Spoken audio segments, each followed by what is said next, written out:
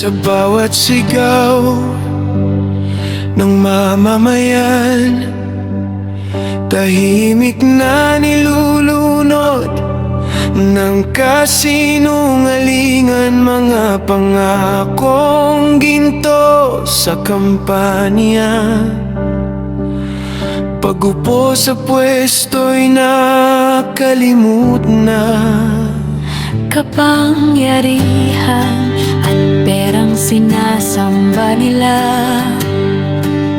habang sa sariling bayan tayo'y nagpapakahirap. hindi kulay at lalong hindi pangalan ng sino man ang magpapabago sa bayang ito, kundi ang kalayaan ng isip at puso ng mga Pilipino.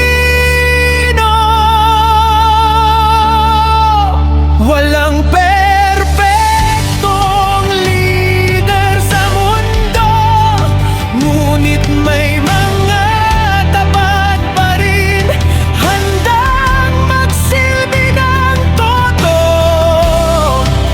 Hindi talino o yaman ang sukatan, kundi may malasakit sa bayan.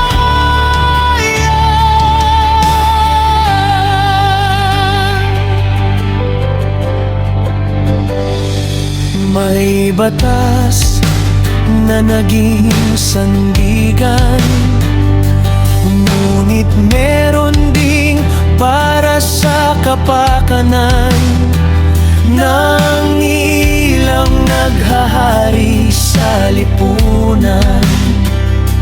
Nagkawatak-watak ang sambayanan dahil sa politikang ginawang digmaan.